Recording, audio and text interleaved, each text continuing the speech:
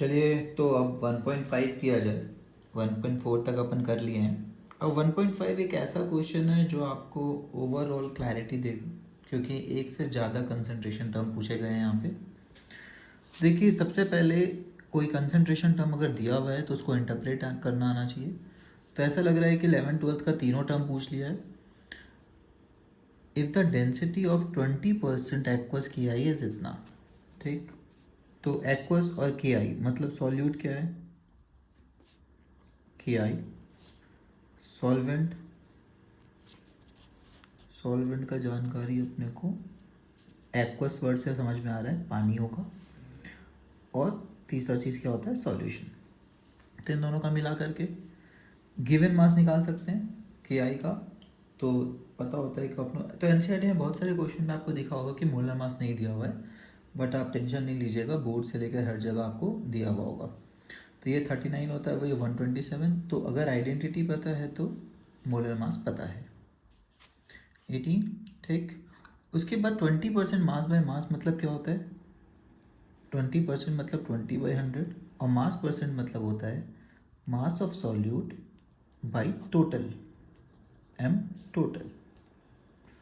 मतलब तो यहाँ पे लिख लेते हैं गिवन मास, ये मोलर मास था। इसका मतलब ये होता है कि अगर सॉल्यूट 20 था तो टोटल अपना 100 रहा होगा, मतलब ये 80 रहा होगा। क्या इससे मोल्स भी निकाल सकते हैं? तो इस क्वेश्चन में सब कुछ यूज़ होगा। Given mass by molar mass 20/166। इसके मोल्स कितने हैं सॉल्वेंट के, गिवन मास 80/18 मोलर मास, ठीक है। टोटल मोल्स इन दोनों को जोड़ करके निकाल सकते हैं, ठीक है। अब एक और चीज़ हम लोग बोले थे कि वॉल्यूम भी निकाला जा सकता है। वॉल्यूम इज इक्वल टू होता है मास बाई डेंसिटी, क्योंकि डेंसिटी होता है मास बाई वॉल्यूम। तो वॉल्यूम ऊपर गया, डेंसिटी नीचे, ठीक है। अब यहाँ पे देखिए डेंसिटी दिया हुआ है कितना, डी दिया हुआ है 1.202। तो वॉल्यूम कितना आया। अब सॉल्यूशन का डेंसिटी दिया हुआ है, कभी कभार सॉल्वेंट का भी दे सकता है, ठीक है। अब सॉल्यूशन का ग्राम पता है क्या, टोटल कितना, 100 ग्राम। तो यहाँ पे 100 रखेंगे, है ना। 100/1.2 क्या आएगा, वॉल्यूम ऑफ दिस, और ये आएगा ml में। लीटर में कितना होगा, लीटर अगर करना है divided by 1/1000, 1 ml equal to 1/1000 litres, ठीक है। तो 1/12.02 लीटर आ रहा है, हो गया। अब सब कुछ निकल जाएगा एक एक करके। सबसे पहले क्या बोला है, मोलैलिटी। मोलैलिटी मतलब स्मॉल एम। स्मॉल एम क्या होता है, मोल्स ऑफ सॉल्यूट N1, इसको अपन N1 बोलते थे, ये अपना N2 होता था, divided by KG of solvent. KG of solvent कौन है, गिवन मास सॉल्वेंट का कितना है 80, सॉल्वेंट केजी का पानी। तो N1 अपना हो गया 20/166, और केजी ऑफ सॉल्वेंट अपना आ रहा है 80 डिवाइडेड बाई 1000, क्योंकि 80 तो ग्राम में है, ठीक है। तो ये सब ध्यान रखना है, इसमें भी गड़बड़ होता है बहुत लोगों का, ठीक है, क्लियर। तो इसको सॉल्व करेंगे, थोड़ा मेहनत, ऑब्वियसली मेहनत, कैलकुलेशन जब इतना ख़राब होता है तो मेहनत काफ़ी सारा लगता है। तो उसमें आंसर अपना आएगा अप्रॉक्सीमेटली इतना, ठीक। इसमें सेकंड कंसंट्रेशन टर्म निकाल लेते हैं। तो सेकंड कंसंट्रेशन टर्म अपन मोलैरिटी क्या निकालना है, और थर्ड निकालना है मोल फ्रैक्शन। मोलैरिटी होता है कैपिटल एम। कैपिटल एम क्या होगा, मोल्स ऑफ सॉल्यूट बाई, तो moles of solute by volume of solution in litre. Moles of solute कितना है, ठीक है। तो moles of solute is 20/166। Volume of solution in litre हम लोग निकाल लिए थे, तो 100/1.2 इंटू 1000 आया था, विच इज़ 1/1.2। 1.2 ऊपर चल जाएगा, तो इसको सॉल्व करेंगे तो अप्रॉक्सीमेटली आएगा 1.45 कैपिटल एम, ठीक। थर्ड है mole fraction. Mole fraction of component 1 क्या होता है, दोनों का निकाल सकते हैं मोल फ्रैक्शन, ठीक है। तो मोल फ्रैक्शन ऑफ कंपोनेंट 1 होता है moles of component 1 by total moles. Moles of component 1 होता है क्या, मोल्स ऑफ कंपोनेंट 1 होता है 20/166, और टोटल मोल्स होता है 20/166 प्लस N2 ये रहा, ठीक है। तो ये अपने को आंसर दे देगा, यहाँ से अपना आएगा 0.02, ठीक, तो ये क्वेश्चन एक ऐसा क्वेश्चन है जो आपको पूरा क्लैरिटी दे देगा सारे कॉन्सेप्ट के, जो भी आपके मिसिंग है। बट ऑब्वियसली जो अपना टेबल वाला अप्रोच है वो आपको काफ़ी मदद करेगा। ठीक है, चलिए आगे बढ़ते हैं सॉलिबिलिटी टॉपिक पे। तो सॉलिबिलिटी क्या होता है पता है, जैसे ये हल्दी है ना, तो इस हल्दी को पानी में घोले तो बोले हल्दी सॉल्युबल है, लेकिन क्या अनलिमिटेड हल्दी सॉल्युबल होगा? नहीं, एक टाइम ऐसा आएगा कि ज़्यादा हल्दी डालेंगे तो नीचे हमें जमने दिखेगा, यहाँ पे जमते हुए दिखेगा, जिसको प्रेसिपिटेशन भी बोलते हैं। तो बोला जाता है जब कोई सॉल्यूट पानी में डुबाते हैं तो पानी में सॉल्यूशन में उसका क्वांटिटी बढ़ जाता है ना, क्योंकि वो हवा में, हवा मतलब यहाँ पे हवा नहीं, यहाँ पे लिक्विड में वो ज़्यादा है, नीचे नहीं बैठा हुआ है। लेकिन जब वो एक्सेस होने लगेगा तो उसके कुछ पार्टिकल्स जो सॉल्यूशन में पहले थे वो नीचे जाके सेटल डाउन होने लगेंगे, उसको हम लोग बोलते हैं प्रेसिपिटेशन। तो एक लिमिट होता है, उस लिमिट से बाहर कोई भी चीज़ सॉल्युबल नहीं हो सकता है। Solubility of a substance is its maximum amount that can be dissolve in a specific amount of solvent. अब जितना भी पानी लिए उसमें मैक्सिमम जितना आप हल्दी डाल सकते हैं या सॉल्ट डाल सकते हैं वो उसका सॉल्युबिलिटी हो गया। टेम्परेचर चेंज नहीं करना है, सबको पता है कि टेम्परेचर बढ़ाने से सॉल्युबिलिटी बढ़ता है।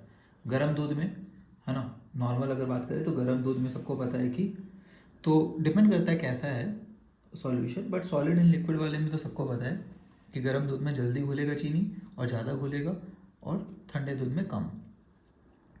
एंड प्रेशर ये सब कांस्टेंट रखना है। तो एटमॉस्फेरिक प्रेशर पे, अभी जैसे हम लोग लिक्विड बनाए सॉल्यूशन, वो क्या है एटमॉस्फेरिक प्रेशर पे। Let us consider the effect of these factors in solution of a solid और ए गैस इन ए लिक्विड। तो सॉलिड इन लिक्विड पढ़ेंगे और गैस इन लिक्विड। अभी जो हम लोग एग्जांपल देख रहे थे हल्दी को जो डुबाए हैं पानी में, वो क्या है, वो है सॉलिड इन लिक्विड का एग्जांपल। ठीक है, ओके, चलिए आगे बढ़ा जाए। तो सॉलिड इन लिक्विड, तो अपना जो सॉल्ट प्लस पानी है, अभी हल्दी वाला पानी देखे, शुगर प्लस पानी है, ये सब कैसा सॉल्यूशन है, सॉलिड इन लिक्विड। इसकी कुछ बातें पहले से पता होता है अपने को कि सॉल्ट एक लिमिट से ज़्यादा एक पार्टिकुलर अमाउंट ऑफ पानी में नहीं डुबा सकते हैं। तो जब मैक्सिमम क्वांटिटी ऑफ सॉल्ट डुबा देते हैं तो बोलते हैं कि सैचुरेटेड सॉल्यूशन आ गया है। ठीक, मैक्सिमम क्वांटिटी अंदर चल गया है तो बोलते हैं सैचुरेटेड सॉल्यूशन हो गया है। दूसरा बात, एक और बात बोलते हैं, सॉल्ट पोलर होता है, इनफैक्ट आयनिक होता है। पानी कोवेलेंट होता है, लेकिन कोवेलेंट में भी अच्छा डेल्टा माइनस डेल्टा प्लस हुआ तो बोलते हैं पोलर कोवेलेंट। तो बोलते हैं लाइक डिजॉल्व लाइक। तो जैसे सॉल्ट वगैरह पानी में अच्छे से डूबेगा, लेकिन अगर नैप्थलीन बॉल्स का बोले, नैप्थलीन बॉल्स देखे हैं घर में, है ना, जो चूहे हुए के लिए रखते हैं, गोल सा जो सर्कुलर सा वाइट सा आता है अपना, है ना, तो उसको अगर पानी में डालेंगे तो डूबेगा क्या, वो बॉल्स नहीं डूबेगा, है ना। तो वो किस में डूबेगा, वो डूबेगा बेंजीन में, क्योंकि बेंजीन भी नॉन पोलर, कार्बन और हाइड्रोजन का बस कंपाउंड है, पोलैरिटी ज़्यादा होता नहीं है, डेल्टा माइनस डेल्टा प्लस। तो नैप्थलीन बॉल्स जो है वो इसमें डूब जाते हैं, वो पानी में नहीं डूबेंगे।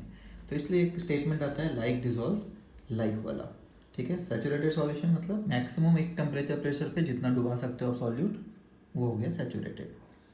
तो देखिए क्या क्या बोलता है, every solid does not dissolve in A given liquid, सब नहीं डूब सकता है।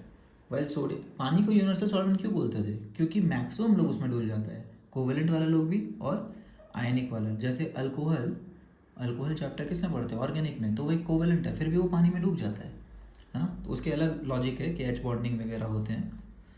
तो आयनिक तो डूब ही जाता है पानी में। NaCl and sugar dissolve readily in pani, naphthalene anthracene do not. On the other hand naphthalene anthracene benzene में आराम से डूब जाएगा, लेकिन sodium chloride and sugar benzene में नहीं डूबेगा। बेंजीन एक लिक्विड ही होता है। It is observe that polar solutes, देखिए ये पोलर या आयनिक था, dissolve in polar solvent and non polar solute in non polar solvent. बाकी काफ़ी काम का चीज़ है, क्योंकि सॉल्युबिलिटी हर चैप्टर में ऑर्गेनिक के खुद दिया होता है कि ये इसमें डूबेगा, ये इसमें नहीं डूबेगा।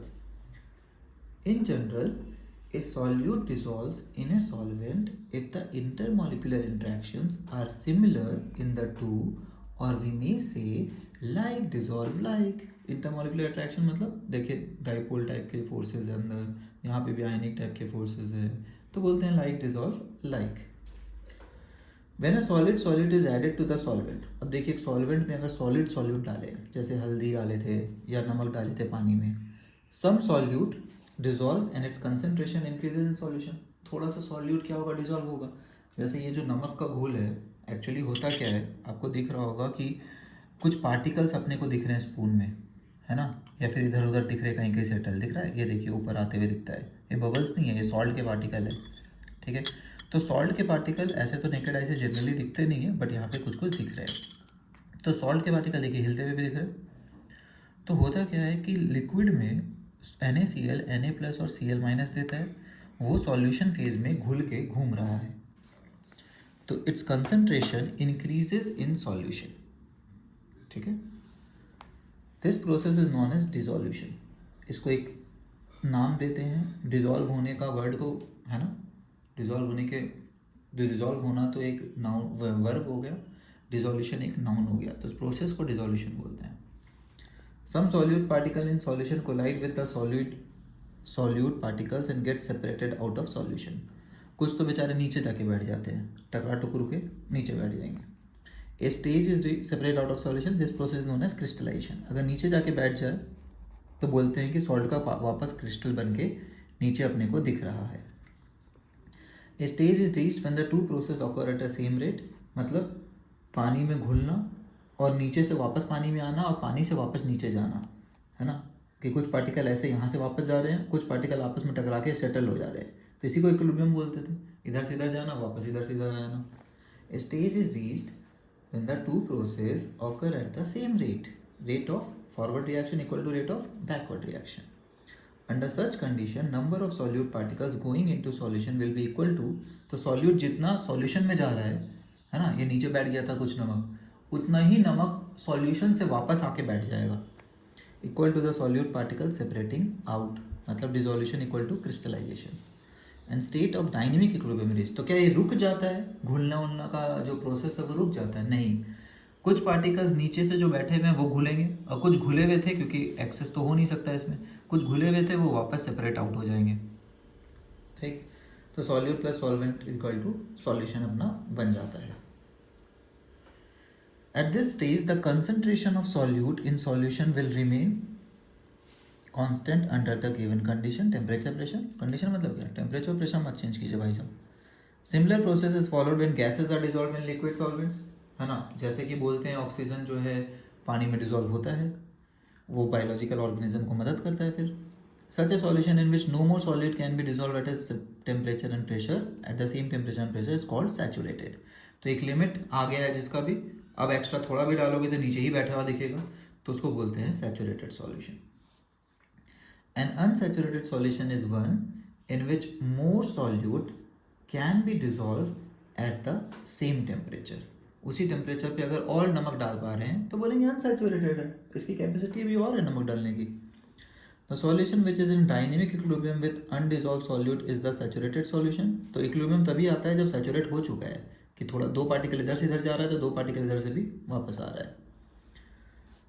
And contains the maximum amount of solute dissolved in a given amount of solvent. तो उस केस में, इक्विलिब्रियम के केस में बोलते हैं जितना सॉल्यूट मैक्सिमम आ सकता है उतना है भाई।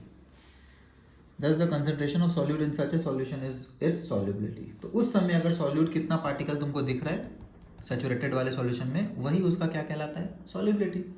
तो सॉल्युबिलिटी मतलब मैक्सिमम कितना घुल सके, तो इक्विलिब्रियम आ गया, मतलब समझ जाना है कि और नहीं घुल पा रहा है, दो अगर घुलता है तो दो वापस भी चल जाता है, तो उसी को हम लोग बोलते हैं सैचुरेटेड सॉल्यूशन, और वो जो मैक्सिमम कंसंट्रेशन है उसको हम लोग बोलते हैं solubility of that solution. Earlier we have observed that solubility of one substance into another depends on the nature of the substance, कि like dissolve like वाला। In addition to these variables, two other parameters, temperature और pressure का भी बहुत बड़ा role है। For example, अगर temperature बढ़ाए, सॉलिड इन लिक्विड सॉल्यूशन का बात कर रहे हैं अभी हम लोग, तो टेम्परेचर बढ़ाएंगे तो क्या लगता है, नमक ज़्यादा घुलेगा कि नमक उल्टा कम घुलने लगेगा? ठीक है, तो कॉमन सेंस ये बोलता है कि नमक ज़्यादा घुलेगा। कुछ लोग ये बोलते हैं कि भाई लिक्विड के पार्टिकल्स के बीच का गैप बढ़ जाएंगे तो NaCl आराम से इंटर करके अंदर बैठ जाएगा कहीं पे जाके। ठीक, वन ऑफ द लॉजिक ये भी दिया जाता है। कुछ लोग ली चैटलियर का लॉजिक बताते हैं। क्या लॉजिक बताते हैं? कि भाई नमक था सॉलिड, वो पानी में गया, मतलब वो लिक्विड स्टेट है एक तरह से, तो सॉलिड से लिक्विड बनता है, सॉलिड से लिक्विड बनना का जो प्रोसेस है उसमें एनर्जी चाहिए होता है कि एनर्जी गिवन आउट होता है ना, इसमें तो एनर्जी देना पड़ता है, एनर्जी रिक्वायर्ड है। तो ये एंडोथर्मिक प्रोसेस होता है। और एंडोथर्मिक प्रोसेस में ली चैटलिया बोलते हैं टेम्परेचर बढ़ाओगे तो फॉरवर्ड जाएगा, मतलब सॉलिड लिक्विड में कन्वर्ट होने लगेगा या फिर अच्छे से घुलने लगेगा। ठीक है, तो ये वाला वैलिड किसके लिए, कौन से टॉपिक पढ़ रहे हैं अपन, solid in liquid solutions.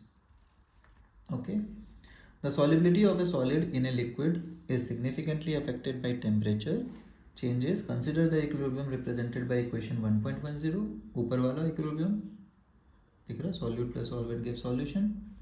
This dynamic equilibrium must follow Le Chatelier. Le Chatelier follow होना चाहिए इस इक्विलिब्रियम साहब को। This in general, if a nearly saturated solution, in a nearly saturated solution, the dissolution process is endothermic। अगर ये saturated solution में dissolution endothermic है तो endothermic ही तो दिख रहा है, solid से liquid जाना। The solubility should increase with rise in temperature। temperature बढ़ाए तो solubility भी बढ़ेगा, डायरेक्टली प्रोपोर्शन। अगर एक्सोथर्मिक है तो उल्टा बोलेंगे और क्या, the solubility should decrease. These trends are also observed experimentally. तो मैक्सिमम सॉलिड इन लिक्विड वाला एंडोथर्मिक ही टाइप होता है। ठीक है, तो बाकी डिस्क्लेमर लगा दिया एनसीईआरटी कि भाई दोनों हो सकता है। आपको एंडोथर्मिक एक्सोथर्मिक दिया हुआ है तो आप डायरेक्ट आंसर बता सकते हो कि एंडोथर्मिक है तो टेम्परेचर बढ़ने से सॉलिबिलिटी बढ़ेगा। प्रेशर का इफेक्ट क्या लग रहा है, प्रेशर का इफेक्ट कुछ नहीं आता है। क्यों, क्योंकि पता है कि सॉलिड और लिक्विड में शेप का ज़्यादा अंतर नहीं होता है, दोनों का वॉल्यूम क्या होता है, फिक्स्ड होता है। तो प्रेशर डालने से कोई वॉल्यूम चेंज होगा नहीं ना होगा। गैस का होता है, हम लोग को पता है ideal gas P V equal to N R T follow करता है और पी और वी जो है इनवर्स प्रोपोर्शन होता है। तो प्रेशर बढ़ता है तो वॉल्यूम घटता है। तो इसमें बोलता है वॉल्यूम में कोई फ़र्क नहीं पड़ता है प्रेशर से, इसलिए सॉलिबिलिटी में भी कोई फ़र्क पड़ता नहीं है। Pressure does not have any significant effect on solubility of solids in liquids. It is so because solids and liquid are incompressible. क्या कंप्रेस हो पाता है ना, प्रेशर लगाने से क्या वॉल्यूम चेंज होगा, कंप्रेस होगा, नहीं होगा। And practically remain unaffected bye changes in pressure. ठीक है, तो चेंजेस इन प्रेशर से अनअफेक्टेड रहता है। नेक्स्ट वाला जो टॉपिक है वो ज़्यादा इंपॉर्टेंट है। तो पहला हम लोग पढ़े सॉलिड इन लिक्विड, अब पढ़ेंगे gas in liquid. Gas in liquid सुनते साथ सबके दिमाग में आना चाहिए कोल्ड ड्रिंक। ठीक है, तो यहाँ से अपन आगे बढ़ाएंगे स्टोरी। आई होप यहाँ तक सब समझ में आया है। चलिए, बाय एवरीबॉडी। और सारा क्वेश्चंस बैक एक्सरसाइज का लिंक आपको कमेंट सेक्शन पे मिल जाएगा, तो कृपया जाके क्वेश्चंस करते जाए। जिस भी टॉपिक को कंप्लीट किए हैं उनका बैक एक्सरसाइज क्वेश्चन भी करते जाए साथ साथ। ओके, चलिए।